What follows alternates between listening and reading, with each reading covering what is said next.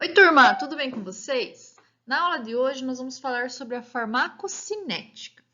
Para podermos compreender o que é farmacocinética, nós temos que ter em mente que a farmacologia ela se divide em duas frentes: a farmacocinética e a farmacodinâmica. Então, a farmacocinética, que é o que a gente vai ver na aula de hoje e na próxima aula, é o movimento que o fármaco faz dentro do nosso organismo. Atenção, é só o movimento, não é a atuação desse fármaco, tá? Então, como que ele é absorvido, distribuído, metabolizado e excretado? Então, é todo esse movimento dentro do organismo.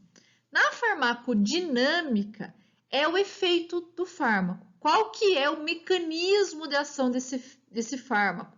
O efeito biológico, o efeito bioquímico, o efeito fisiológico do fármaco. Então, é muito importante vocês conseguirem distinguir a diferença de farmacocinética e farmacodinâmica. Então, anotem bem aí: farmacocinética, movimento do fármaco; farmacodinâmica, efeito do fármaco no organismo. Para a gente poder compreender a via da absorção, né, o metabolismo de absorção, como ocorre essa absorção dos fármacos, nós primeiro precisamos compreender um pouquinho sobre as vias de administração dos medicamentos. É claro que hoje, né, eu vou falar para vocês assim, bem uma síntese dessa absorção, dessas vias de administração. Eu quero, né, que vocês façam um trabalho, até vou colocar aqui para vocês no final do slide, vou colocá-lo no Moodle para vocês pesquisarem um pouquinho sobre cada via, falar quais são os medicamentos que são administrados por cada via, né? Os medicamentos não, as formas farmacêuticas, né? Porque se fosse todos os medicamentos ia ficar muita coisa, mas as formas farmacêuticas que são administrados em cada uma dessas vias, tá? Então, hoje eu vou falar para vocês, mas eu vou deixar um pouco em aberto, assim, essa questão de vias de administração, para incentivar vocês a estudar, a pesquisar, a fazer o trabalho, beleza? Então, nós vamos lá. A via mais utilizada, principalmente por pacientes que fazem utilização de medicamento de uso contínuo, que fazem utilização de medicamentos em casa, é a via oral, né? Então, a via oral, ela pode ser quando o paciente deglute mesmo o medicamento, então ele vai para o estômago e então para o intestino. No intestino é onde ocorre a maior absorção, a gente já vai falar sobre isso, mas é a via mais utilizada para medicação, é a via oral. Nós temos ainda a via enteral, que é utilizada quando o paciente não consegue deglutir, onde se passa uma sonda até o estômago do paciente e então ele acaba utilizando essa sonda para fazer a utilização de medicamentos. E nós temos também a mucosa da língua, né, que fica embaixo da nossa língua ali, que também é por via oral, né, e é muito utilizada principalmente para um efeito rápido dos medicamentos, porque ele é absorvido com mais rapidez do que pela via oral normal, né, quando a gente toma o medicamento. Então, esse medicamento ele acaba sendo absorvido mais rápido e não sofre metabolismo de primeira passagem. Eu já vou explicar para vocês o que é esse metabolismo de primeira passagem. Anotem aí que eu já falo um pouco mais sobre isso. Mas é bom vocês saberem, quando a gente faz administração de medicamento sublingual, não ocorre metabolismo de primeira passagem. Outra via de administração muito utilizada, principalmente em hospitais, né, é a via parenteral. E é claro, alguns medicamentos eles só podem ser administrados por via parenteral. E a via parenteral aí ela tem diversas, né, formas de administração de medicamento. Nós temos a intramuscular, que é aquela que vai no músculo do paciente, então é um medicamento, um injetável, me desculpa, aplicado na via de 90 graus, então bem reto, né? Por exemplo, quando a gente faz aplicação de injetáveis no bumbum, né? É 90 graus, então ele normalmente é aplicado no músculo. Nós temos também o subcutâneo, que é um medicamento, né, aplicado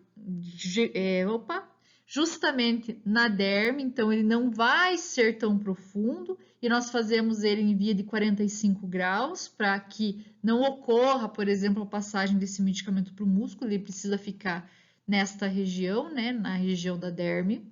Nós temos ainda o endovenoso, né? O endovenoso ele faz a aplicação do medicamento dentro da veia, né? É um medicamento que vai agir muito mais rápido que todos os medicamentos que a gente vai falar. Então, ele é bem utilizado, principalmente em hospital, tá? E o ângulo da agulha é de 25 graus, da seringa, né?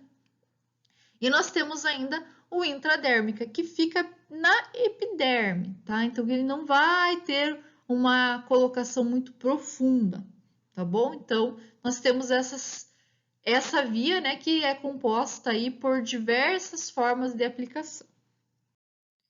E nós temos a via também, né, bem utilizada, que é a via inalatória. Então, nessa via, a maioria dos medicamentos que a gente utiliza por essa via atualmente são medicamentos que vão ter efeito local, tá? Medicamentos com efeito no pulmão. Porém, né, hoje nós sabemos e temos diversos medicamentos novos aí surgindo, temos até a insulina que é utilizada desta forma. É claro que são pesquisas que estão sendo realizadas, né? Mas é uma via muito importante para a administração de medicamento. Por quê? Porque ela é muito vascularizada. Então, ela tem uma facilidade de levar o medicamento também até o sítio de ação, até o local de ação. Então, por isso, é claro, né, não temos ainda tantos medicamentos com essa finalidade, né, por essa via de administração, mas eu acredito sim que esses medicamentos atuais vão evoluir muito e vai chegar um tempo que nós teremos outros medicamentos utilizados por essa via. E nós temos outras vias também que são muito importantes. A via retal, eu acho que cheguei a comentar com vocês na aula passada, não me recordo agora, é uma via muito utilizada, principalmente para crianças, quando tem febre, por exemplo, então a gente utiliza supositório, né? Por via retal. A via retal, ela absorve muito mais rápido, né, que se a criança tomasse esse medicamento, e ela também é muito utilizada porque ela, quando aplicado corretamente, não sofre metabolismo de primeira passagem, quando aplicado corretamente, tá? Então, ela é bem utilizada para criança, sim, é uma forma muito fácil de aplicar o medicamento, porque tem criança que não toma medicamento quando está com febre, tem criança que a gente tem dificuldade mesmo de administrar medicamento em criança, às vezes vai administrar uma injeção, a criança acaba ficando mais nervosa ainda, né? Então, é uma via bem utilizada. Nós utilizamos também essa via para medicamentos quando a criança está com constipação, né? Então, pode usar uma via para... normalmente é utilizado um supositório de glicerina que auxilia ali para a criança conseguir defecar, tá? Então, alguns medicamentos que a gente tem utilizado atualmente. Temos, é claro, a via ocular, mas é medicamento para efeito no local, tá? Então, vamos utilizar um colírio, mas é para efeito no local. Pode ser que esse colírio seja absorvido pelo organismo? Pode, mas é muito pouco, tá? A maioria do medicamento ele acaba tendo efeito local. Ocular também, né, no ouvido, mas também efeito local. Dérmica, aí a dérmica ela já depende muito do medicamento, tá? Então a gente tem pomada, né, que é utilizado mais para efeitos locais, alguns cremes, mas nós temos muitos hormônios atualmente que são utilizados por via dérmica, inclusive pomadas com hormônios, né? Para a mulher quando está na menopausa ou como anticoncepcional. O anticoncepcional a gente não tem pomada, a gente tem aqueles me faltou a palavra, mas é adesivos, né, que são utilizados como contraceptivos também. E realmente, pessoal, né, não se tem problema, eles são absorvidos, têm o efeito, tudo normal e são bem utilizados atualmente. Nós também temos adesivos de nicotina também, né, que são utilizados para auxiliar as pessoas a pararem de fumar também. E temos a via vaginal. A via vaginal vai ter efeito local, né? Então, os medicamentos que são utilizados, são aplicados por via vaginal, são para efeitos locais. E agora sim, vamos entrar com tudo aí na farmacocinética, agora que vocês já sabem, né, sobre as vias de administração. Para vocês poderem compreender um pouquinho melhor sobre a farmacocinética e a farmacodinâmica, eu coloquei aqui para vocês esse fluxograma. Então, o medicamento, né, ele vai ser administrado, absorvido e então ele vai entrar na circulação sistêmica. Aqui ele vai ser distribuído, vai ser enviado para os tecidos para ter então a sua ação. Ele pode, além de ser distribuído, pode ser eliminado diretamente ou metabolizado. Então, ele pode ser excretado ou ele vai ser metabolizado e depois excretado. Sim, a gente tem medicamento que é eliminado sem ser metabolizado. Pode acontecer, tá bom? A droga, então, ela vai chegar ao local de ação. Então, quando ela chega ao local de ação, ela vai ter o efeito farmacológico. E nós vamos ter, então, a resposta clínica, que normalmente vai ser, né, a resposta terapêutica, mas pode sim ter aquela toxicidade. Então, durante as nossas aulas, né, quando a gente for falar dos medicamentos, eu vou falar para vocês do mecanismo de ação, do efeito farmacológico e também falo para vocês também sobre a toxicidade, né? Quais são tóxicos, sobre as interações, como eu comentei com vocês na aula passada.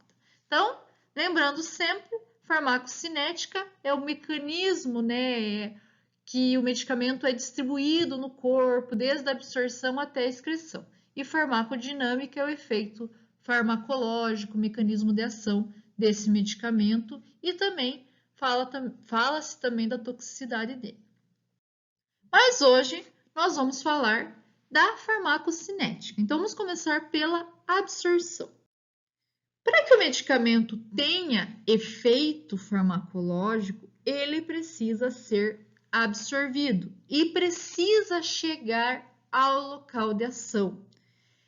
Quando a gente fala ele precisa ser absorvido, nós temos que ter em mente, a gente vai ver bem detalhadamente sobre isso, mas nós temos que ter em mente para que esse medicamento tenha ação, ele deve estar presente em uma concentração adequada. Se ele estiver em menor concentração, não terá ação. Se ele estiver em concentração maior, ele terá uma toxicidade muito grande.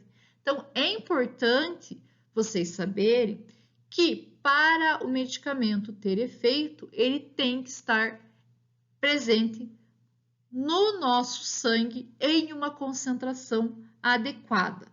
Por quê? Para que ele consiga chegar ao local de ação e então atravessar as barreiras biológicas para fazer o efeito. Então, eu estou com, né, uma dor muscular.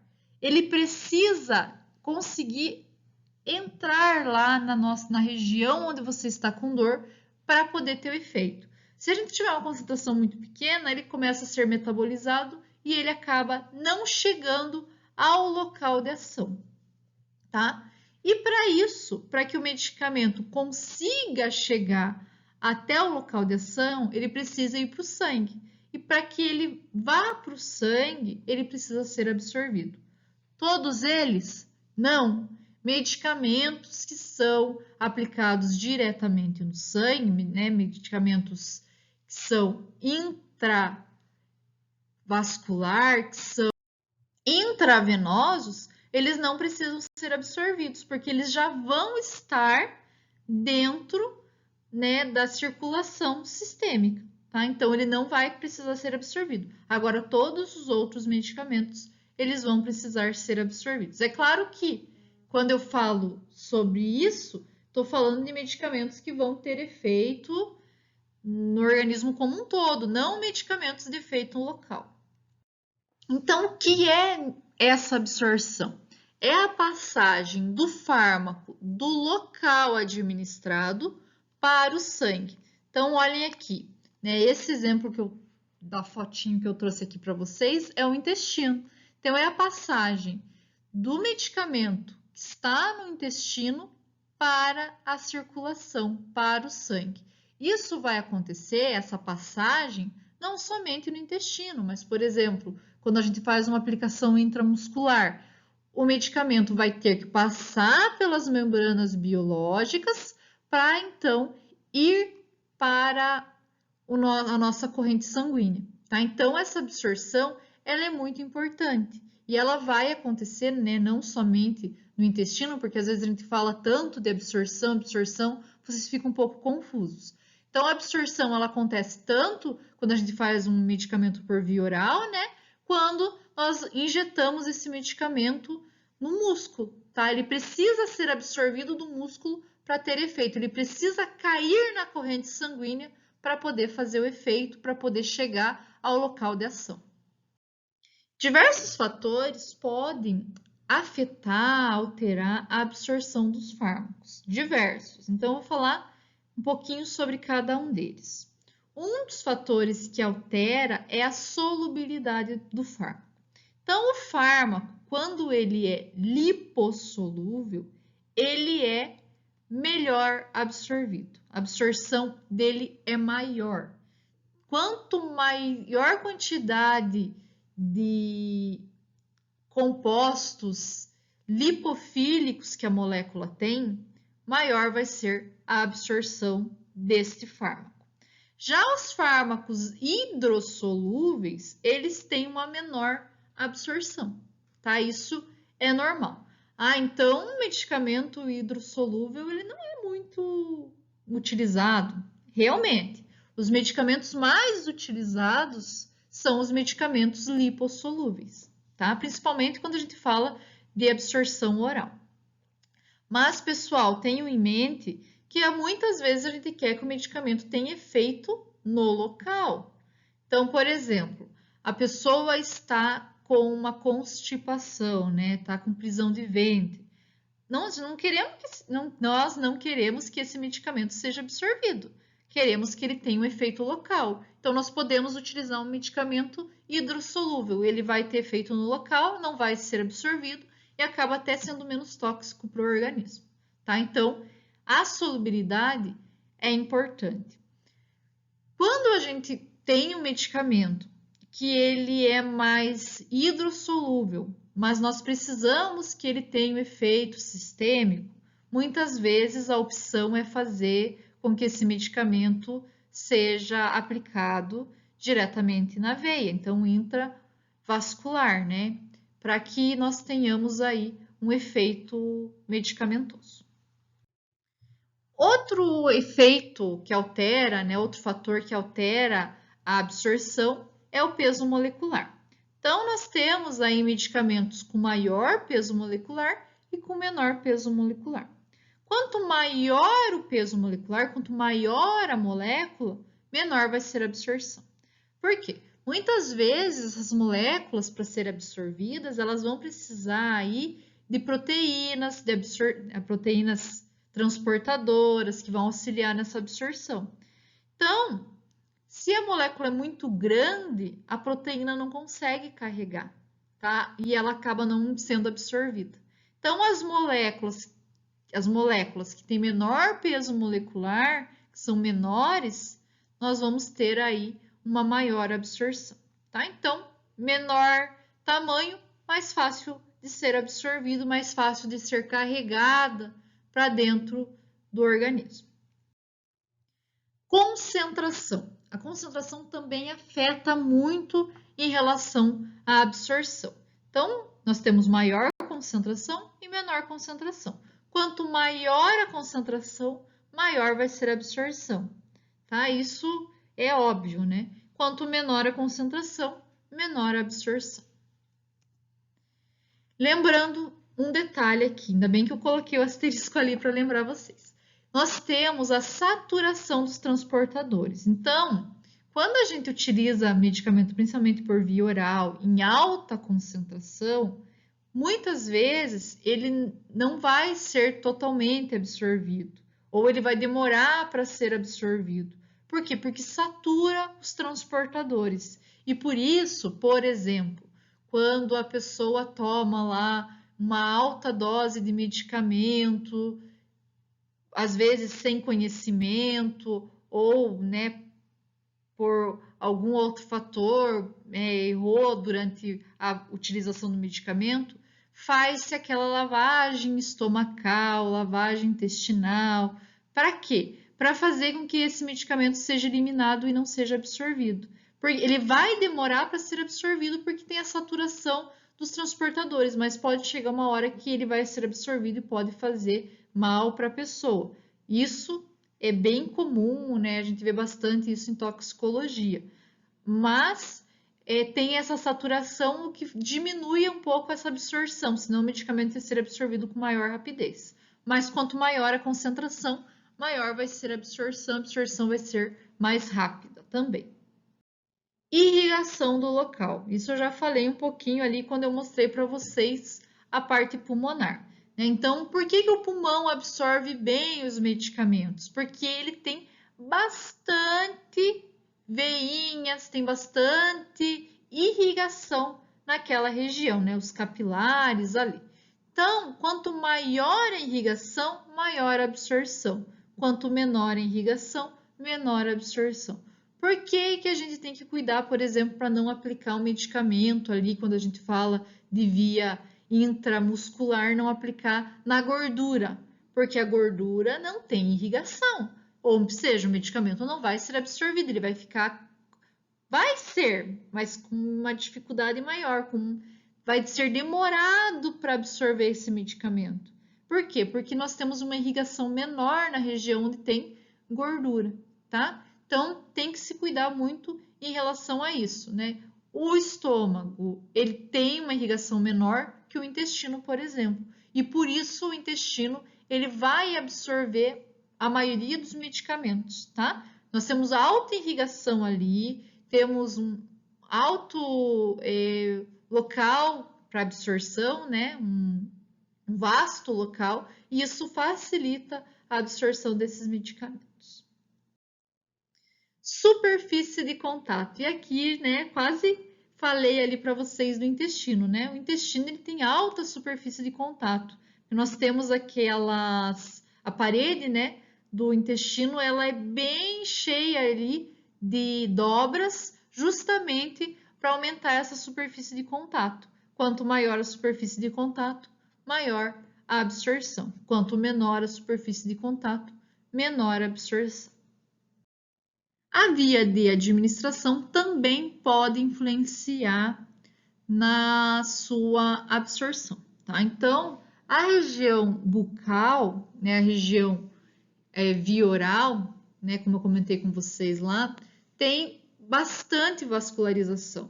Então, principalmente a sublingual, né, quando a gente faz a utilização de medicamentos embaixo da língua, tem alta vascularização, ou seja, nós vamos ter uma rápida absorção desses medicamentos e um rápido efeito.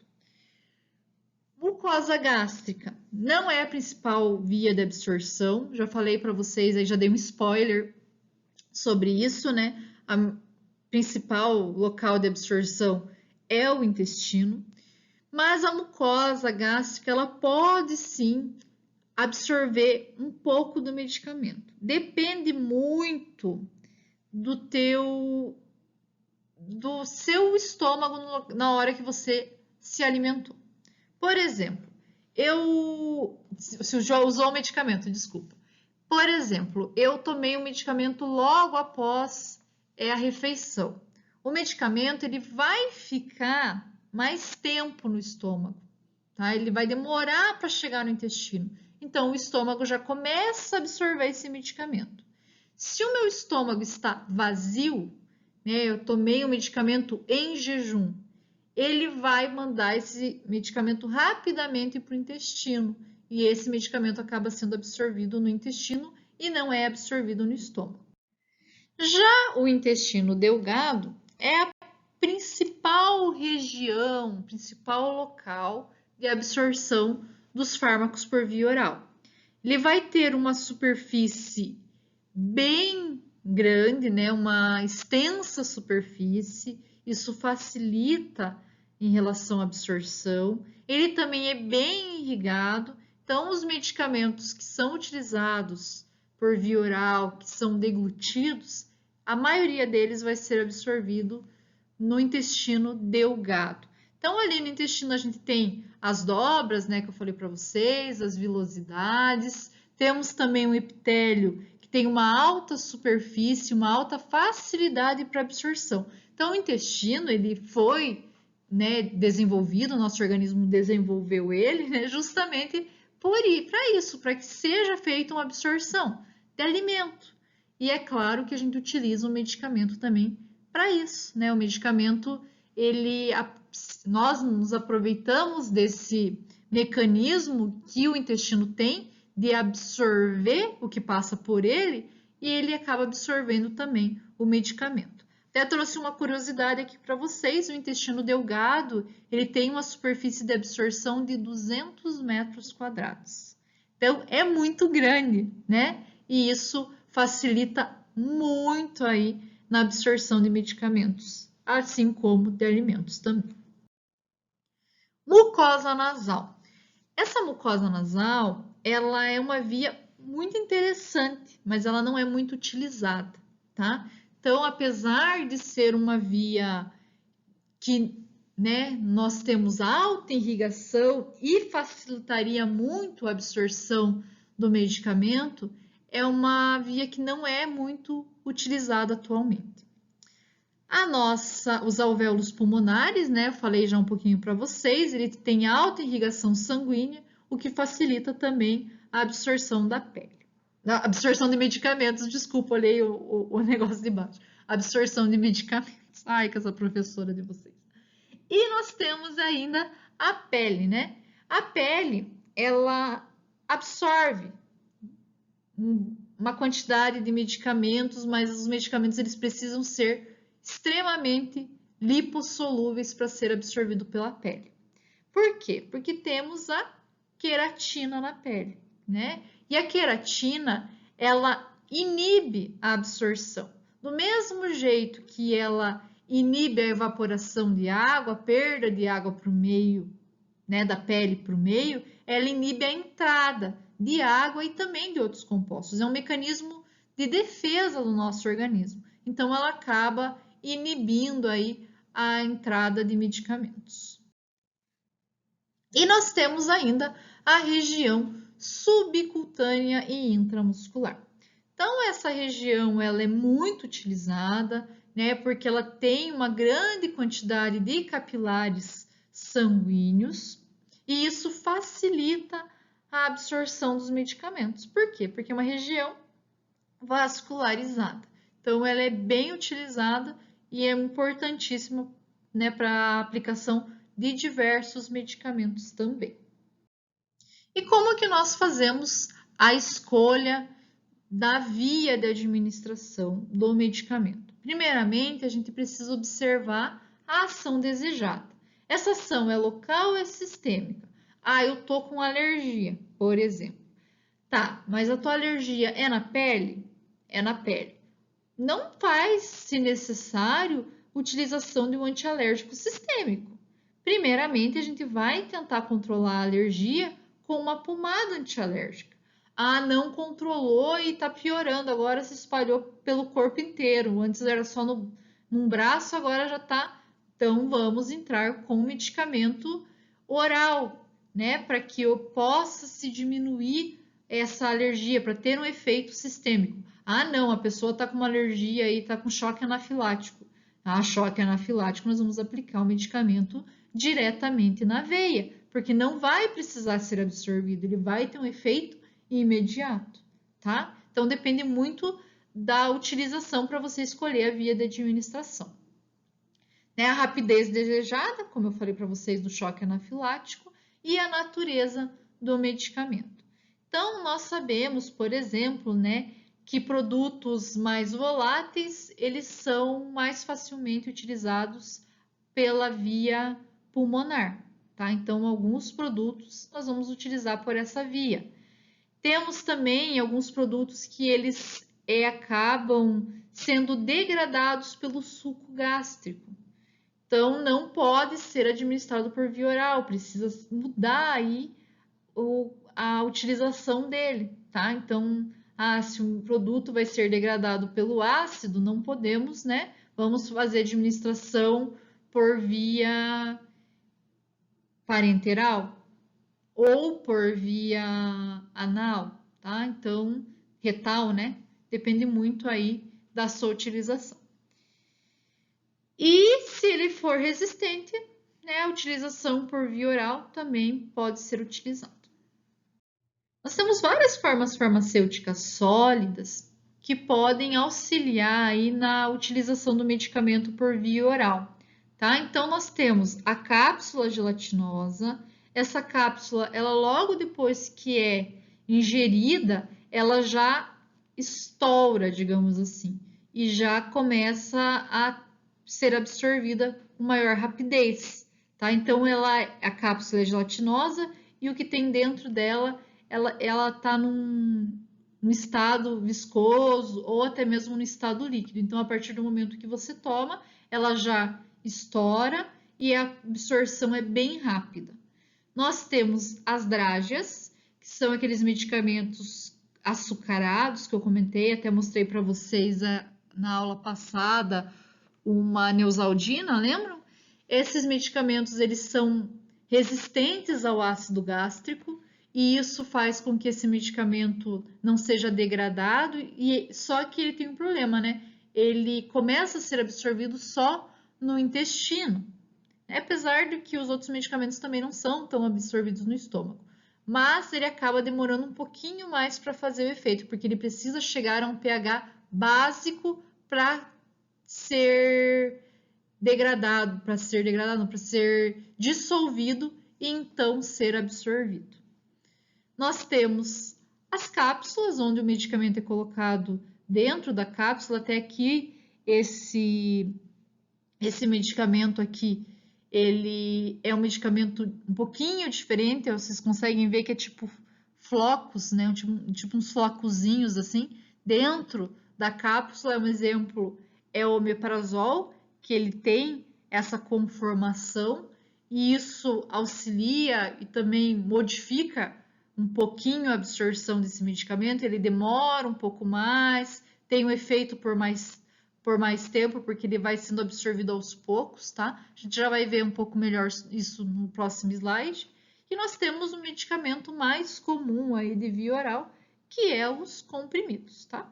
Então, que eles também são absorvidos facilmente lá no nosso intestino.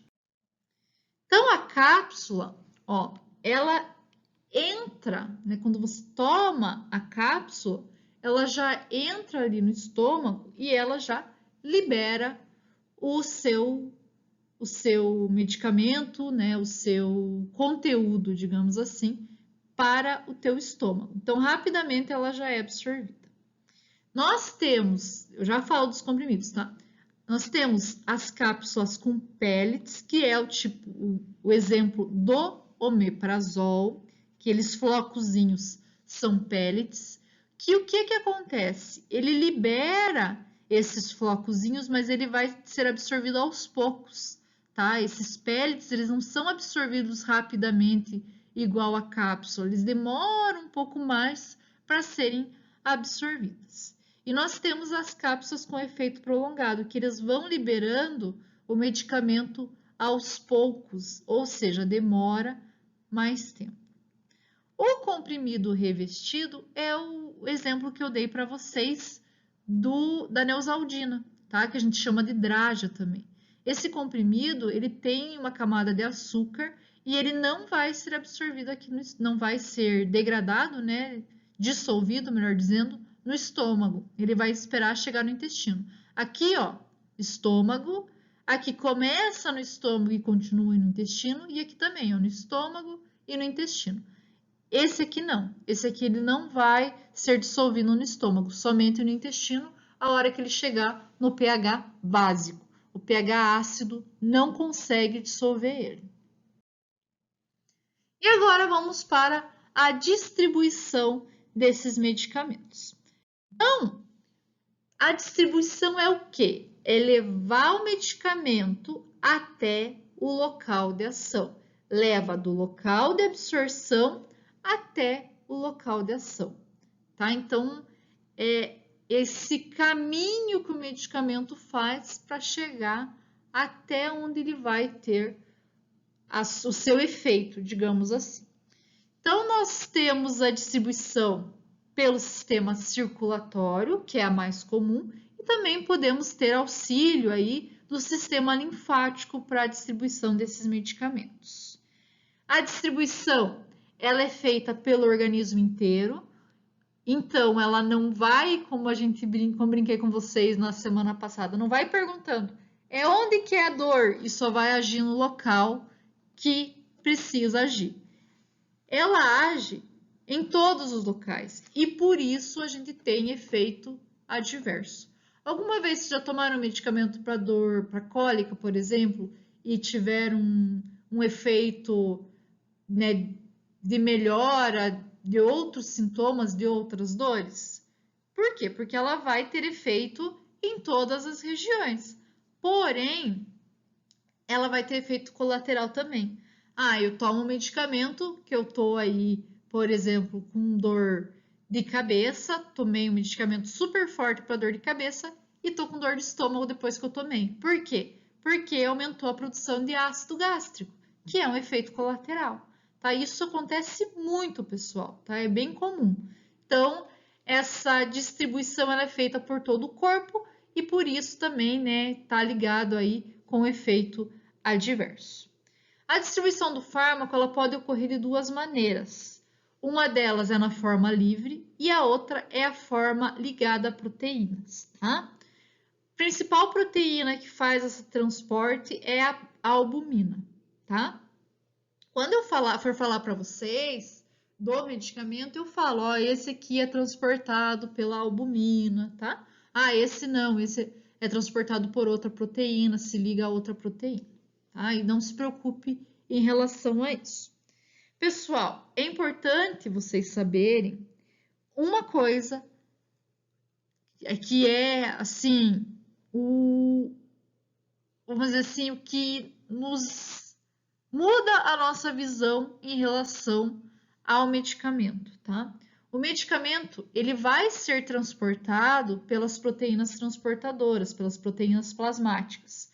Porém, essas proteínas, elas se ligam ao medicamento e não desligam, tá? Desligam com o tempo, né? Mas elas se ligam ao medicamento e levam esse medicamento pelo corpo inteiro até o momento que elas acabam desligando. Enquanto o medicamento estiver ligado à proteína, ele não tem efeito. Ele passa a ter efeito quando ele desliga, tá? A ação farmacológica ocorre quando ela desliga, esse medicamento desliga desta proteína. Quando a gente toma um medicamento, né? Vou falar aí um medicamento, né, mais comum, por exemplo, paracetamol. Quando a gente toma ele, uma quantidade vai se ligar à proteína, outra quantidade não se liga. Ele acaba sendo transportado pelo sangue mesmo, pelo fluxo sanguíneo, tá? Então, esse medicamento que está desligado, que não está ligado à proteína, ele acaba sendo absorvido em alguns locais, né? Já o medicamento que está ligado à proteína, ele vai ter que esperar essa proteína desligar dele para ele fazer o efeito, tá? Então, por isso, esses medicamentos eles têm um efeito por tempo mais prolongado, porque começa a ter efeito com o medicamento que está desligado e termina o efeito quando o medicamento que estava ligado desliga, né? O último medicamento lá, a última molécula, digamos assim. Então, nós temos, né, essa duração de efeito, por exemplo, de 6 em 6 horas, justamente por causa disso. As primeiras moléculas livres, elas começam a fazer efeito, daí a proteína começa a liberar as outras moléculas com o tempo, e com o tempo essas moléculas, então, têm efeito no seu organismo. Mais um detalhe, né, que as proteínas em relação à distribuição, nossa, até tinha esquecido, ainda bem que eu coloco os meus asteriscozinhos aqui. Então, quando a gente fala de distribuição de medicamento, né, eu falei aqui para vocês que esse medicamento é distribuído por todo o corpo, nós temos uma exceção, né, que é a barreira hematoencefálica e a placenta. Então, nem todo medicamento consegue atravessar a barreira hematoencefálica, nem todo medicamento consegue atravessar a placenta. Então, ele não consegue ser distribuído para essa região. Tá? Nós vamos falar um pouco melhor sobre essas barreiras aí com o tempo, mas já tenho na mente de vocês que nem todo medicamento consegue chegar lá no feto ou no encéfalo e ter o efeito. E por isso, muitas vezes, nós temos dificuldade de utilizar medicamentos que têm efeito no sistema nervoso central, porque ele nem sempre ele consegue adentrar, passar a barreira hematoencefálica, tá? A placenta é bom, né? Porque a maioria dos medicamentos eles podem ser tóxicos para a criança, né? Para o neném. Então, isso é importante quando ele não passa, mas não é todos que acontece isso. A gente vai falar mais para frente dos medicamentos, né? E eu vou falar, esse consegue atravessar a placenta, então não é indicado para mulheres grávidas, tá bom? Voltando na proteína, eu coloquei aqui essa imagem para explicar um pouquinho para vocês sobre a ação desse medicamento. Então, o medicamento, ele está aqui no espaço vascular. Esses azuizinhos são os medicamentos. Esse desenho aqui que parece uma meia-lua é a albumina, né, que é a proteína plasmática. E aqui nós temos o local de ação. Então, lá no espaço extravascular, o medicamento ele não está ligado à proteína. Isso faz com que o medicamento facilmente chegue ao local de ação. Já quando o medicamento está ligado à proteína, ele não vai atuar, né, no local de ação. Somente os que não estão ligados, daí esses que não estão ligados conseguem sim atuar nesse local de ação. O que acontece? Quando esse medicamento vai atuar, a proteína já começa a liberar o que estava ligado a ela, porque tem uma quantidade menor de medicamento solto, né, no espaço extravascular. Então, esse medicamento vai atuar, essa proteína já libera. Quando o medicamento que estava nessa proteína vai atuar, a outra proteína vem e libera, e vai liberando com o tempo assim, tá? Claro que tem medicamentos que ficam dias ligados à proteína, tá? Isso pode acontecer também. E daí tem que ter um cuidado, porque medicamentos que ficam mais tempo ligados à proteína, nós temos que dar em uma dose menor para o paciente, né? Então, é claro que tudo isso já é pensado quando vem da indústria farmacêutica, mas tem que ser uma dose menor, porque senão nós poderíamos ter uma superdosagem e o paciente, né, ter um efeito colateral muito grande, uma toxicidade de medicamento maior do que se pretendia anteriormente. E agora nós vamos falar sobre a distribuição por tecido, tá? Então, qual a região que recebe maior quantidade de medicamento? Vocês acham que é a gordura ou o tecido muscular? Tecido muscular, claro. Por quê? Porque é uma região mais vascularizada. Então, a gordura, ela muitas vezes até serve de depósito de alguns medicamentos, de alguns tóxicos também, de alguns toxicantes. Porque quando esse medicamento chega ali, ele não vai sair com tanta facilidade. Então, ele acaba se depositando ali e fica armazenado. Mas a maior quantidade, a maior região que vai chegar esse medicamento é nas regiões mais vascularizadas. Então, quando a gente compara a gordura do nosso corpo, né, o tecido gorduroso, com o tecido muscular, é claro que o medicamento vai chegar com maior rapidez no tecido muscular. Voltando a falar da nossa barreira hematoencefálica, nós temos que ter em mente o seguinte, que a barreira hematoencefálica, ela é uma proteção para o organismo, né? Uma forma que o organismo criou para proteger, né, o sistema nervoso central. Então, para poder chegar à barreira hematoencefálica, a substância ela precisa ser extremamente lipossolúvel, tá? Então, essa tem que ser uma das características da substância. A barreira hematoencefálica, não sei se vocês vão lembrar, né, tão bem, mas eu vou falar assim um pouquinho por cima para vocês. Lá no nosso encéfalo, nós vamos ter uma grande quantidade de capilares. Os capilares da barreira hematoencefálica, eles têm os poros menores, tá? E isso dificulta a passagem de substâncias para o encéfalo, tá? Não é, eles só têm os poros menores, eles têm outras células que auxiliam na diminuição desses poros e isso faz com que as substâncias não consigam entrar, passar ali para o encéfalo, tá bom? Placenta. Placenta também, nós temos um mecanismo de defesa para que nem tudo chegue ao feto, tá? Então, é um mecanismo de defesa da placenta, o capilar da placenta também é modificado para que não ocorra essa passagem.